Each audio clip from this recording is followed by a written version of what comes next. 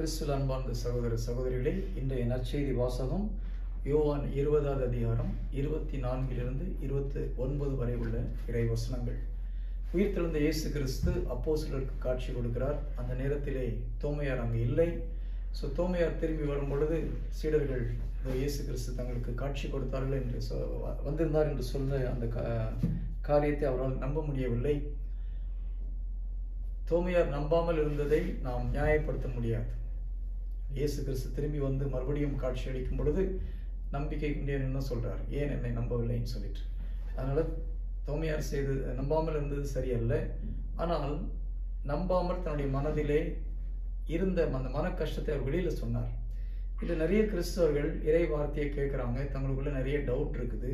அதை யார்ட்டையாவது கேட்டு அதை சரி செய்ய வேண்டும் என்ற ஒரு எண்ணம் இல்லாமல் அந்த டவுட் அவங்களுக்குள்ள வச்சுட்டு இருக்கிறாங்க.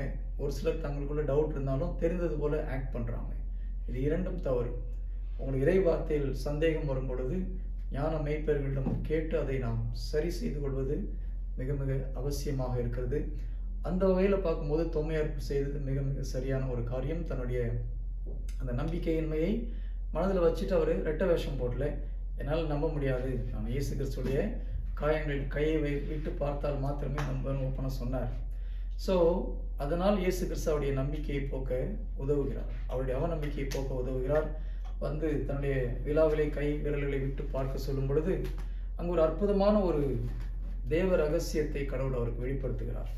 என் ஆண்டவரே, என் தேவனே என்று மனம் கசிந்து அந்த வார்த்தையை சொல்லுகிறார். அதுவரை பார்த்தீங்கன்னா சீடர்களுக்கு எல்லோருமே இயேசு கிறிஸ்து மெஸ்ஸியா என்பதை நம்பினார்கள், இறைமகன் என்பதை நம்பினார்கள். ஆனால் இயேசு கடவுள் என்று யாருக்கும் வெளிப்படுத்தப்படவில்லை. முதல் முறையாக பைபிள்ல இயேசு கடவுளாகவும் இருக்கிறார், திருத்துவத்தில் ஒருவர் என்பதை தோமையாருக்கு மாத்திரமே வெளிப்படுத்தப்படுகிறது. அவர் சந்தேகப்பட்டது தவறாக இருந்தாலும் தன்னுடைய அவநம்பிக்கையை போக்க குழந்தையைப் போல தன்னுடைய மனதில் இருந்ததை வெளியில சொல்லி ஆண்டவர்கிட்ட அந்த அவநம்பிக்கையை போக்கும் பொழுது தன்னுடைய ஆண்டவர் ஒரு அற்புதமான ஒரு வெளிப்பாட்டை அவருக்கு கொடுக்கிறார். அதனால் நம்ம குழந்தைகளைப் போல ஆண்டவரிடம் வர வேண்டும்.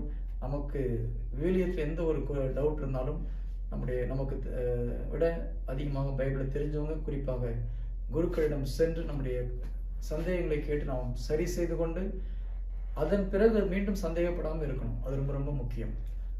அதனால அந்த ஞானத்தை நமக்கு கடவுள் கொடுக்க வேண்டும் என்று ஜெபிப்போம். ஆமென். Praise the Lord.